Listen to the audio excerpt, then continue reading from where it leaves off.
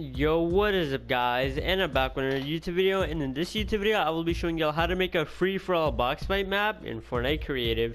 So this is actually extremely simple and easy to make. So first we're going to start off with the My Island settings, because determining on the My Island settings, it'll like change up how we make the actual map. You want to go to game and then voice chat, your choice, max players. This is how many players you're going to be able to hold in the box fighting arena. So for the video I'll just do 16, but you could have up to 50, but I'm just going to do 16.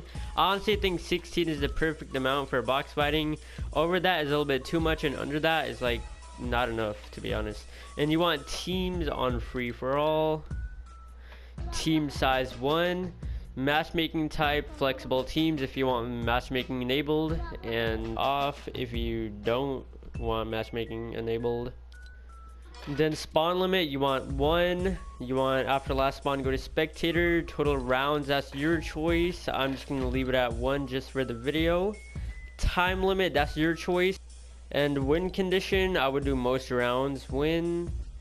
Make sure all these settings that says to end is on off. Join in progress, you should do spawn on next round. Spawn location, spawn pads. Respawn type individual. Auto start, that's your choice. This only affects the people that have publishing rights. And game start countdown, I would just leave it off. It really doesn't matter. Allow out of bounds, off.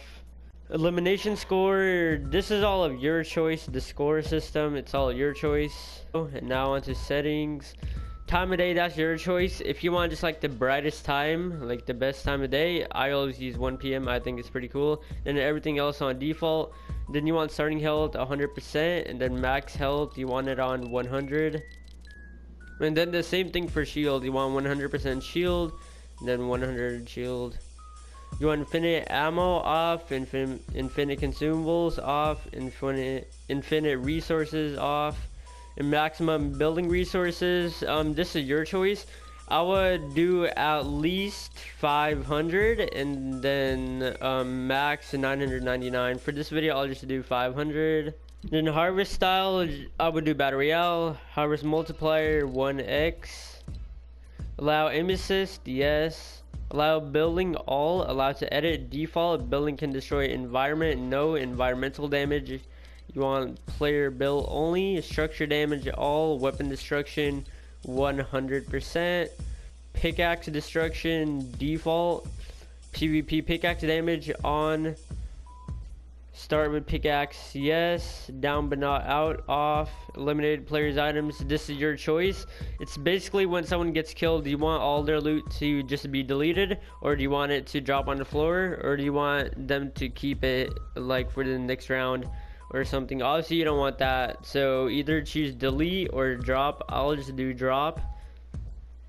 Allow item drop, you want yes, and then same with this, yes. And then respawn time, this doesn't matter, just leave it at whatever it's at, it really doesn't matter. Spawn immunity time, I would just leave it at default. Fall damage, this doesn't matter. Jump fatigue, this is your choice, I'll leave it at on. Make sure player flight, all this stuff is on off, and flight sprint on 0.5. Player names and locations, always hide. And now if you want siphon, follow the following settings. If not, then just ignore this. You want health on health granted on elimination 50, and then 50 wood, stone, and metal granted as well, and then that's siphon. Now continuing with the settings, you don't allow manual respawning, no. Show wood resource count, yes. So stone, yes, and metal, yes, and then gold, no. Maximum equipment slots, I would put it on 5. Then player elimination audio, that really doesn't matter. And then now onto UI. Timer direction, I would put it on countdown. And then all this display time stuff, this is all your choice. And then HUD info type, if you want to show the score under the minimap, put it on score. Otherwise you can leave it on none. I'll just leave it on none. For the win condition stuff, this is what you want to do. First one, you want to do time alive. And then now if you're doing score stuff, like you get score on kills, you could put it on score, tiebreaker win score, and then you could do eliminations, and then just choose whatever you want next, like assist. Then lastly, maybe you could just do health. And then map screen display, you could put it on scoreboard, but if you want to actually show something on the map, put it on overview map, but I'm just going to do scoreboard. Then show island code watermark. This is if this is going to be a published map, it'll show the code on top of the screen, and this isn't, so I'm just going to put off. This is your choice. You could do what's going to show when you die or win, so I'll just do placement. So that's it for the my island settings. So now all of our settings are perfect. Now we just gotta build the actual map. So to start up, we gotta like build the actual box fight, the box. So first just go into your creative menu and then just grab whatever type of floor and wall you want. Actually, I'm doing a 6x6. It's like a perfect size for a 16 player, I guess. I don't know, you could like mess around with it. This is just for the video. Honestly, don't know if this is good. But now you wanna do either 2 floors high or 3. Never do 1, never do more than 3. But my personal favorite is 2 floor. I say 3 is a little bit like too big, but you could do 3 if you want, but just make that. So once you have the walls, now you just want to place the roof. So instead of like going back and placing the roof tiles one by one, what you could do is select all your floors like this. Once you have all this selected, just hit copy, do not click cut, hit copy, then just place it like that, and you're done. So now you're done with your actual box for the box fighting arena. So now we're gonna set up the spawn pads. So you want to go into devices. So you want to get a spawn pad, and now here are the settings. So you just gotta go to basic options. You want to use this island start. This is if you're gonna have a pregame lobby. I would have a pregame lobby, but I'm not gonna, so I'm just gonna leave it at yes. And visible during game, keep it at no, and then that is literally it. So now just go to grid snap 1. Now depending on how many players you could have in this map, like mine's is 16, you want to place 16 spawn pads. But if you have like 50 max players, place 50. So make sure they're not right next to each other. So I'll be like 1, 2, 15, 16. Alright, so mine are pretty close to each other, but this is just an example video, so you know. So now we're gonna get a timed objective device right here. So this just place it outside of your box somewhere where players won't be able to see it. So just follow these settings. All options. So start when round starts. Yes, you want time. I would do 10 seconds. That's like the perfect time. And this text you're about to put in. This is the text that's gonna pop up when the barrier's up in the map. Like it's gonna say starting in or whatever. So I'm just gonna say starting in.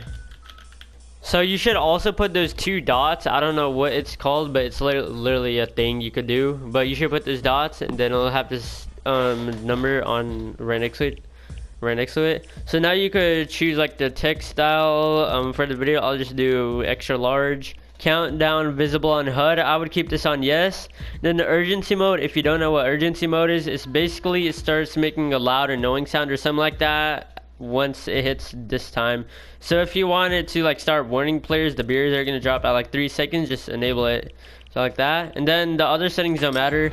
If you don't customize any of the other settings, this device is gonna start beeping and stuff, so just like put it far away from your actual box, or just disable the beeping stuff. There's a lot of settings to that. So yeah, now you wanna, I almost forgot, my bad guys. Go back into this device and then go to the channel settings, and then you wanna go down to when completed, transmit to channel 1 or whatever channel you want. I'm gonna use channel 1, click OK. Now you wanna go to creative, go to devices, and get the barrier device, the prop version, not the plate version. Then put it on grid snap 1, then go inside your box, and now rotate the pitch so it's like that, then place it over the first spawn pad like that, and now follow these settings. You want barrier style on this, you could choose. For the video, I'll do like a blue force field.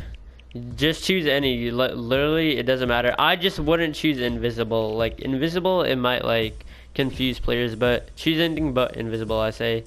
And then enable during phase, you want to do all block weapon fire. Yes, this is very important. Make sure you click yes. And this is also important. Make sure you choose box hollow, otherwise it's going to glitch. And then you keep the width and depth at 1, but change the height. The height is basically how many, like how high is your box fight arena. Like mine is 2 walls high, so select 2. If yours was 3, select 3. But mine is 2, so I'm gonna select 2, and then you want disable on channel 1 or whatever channel you use for the timed objective. And now what you want to do, just copy this over every single other spawn pad, and then that's it for your barriers. Alright, so now it should look something like this, just a bunch of barriers. So my spawn pads are placed weirdly, so that's why it looks like this, but it should look something like this, you know. So now the last step is just basically giving the players actual loot. So just a tip, whenever you're making the actual box, never use building to prop, because then players aren't going to be able to build in the box. But so for this, what I always do, the easiest method is just reset team settings and inventory device. Just put it like on top of your box right here. You gotta literally do no settings. Literally, you don't even gotta go into here. Just drop the loot in there, and then you're done. So for this, for like for just like a free-for-all box fight map, I would just do blue AR and gold pump, and then maybe like 2 heals, and then you're chilling. Gold pump, and then make sure don't forget to give mats and ammo. So I'll give 500 of each, and then AR ammo, shotgun ammo, and then 2 heals. But you want to just drop all that in here. You do not gotta mess with any settings like that.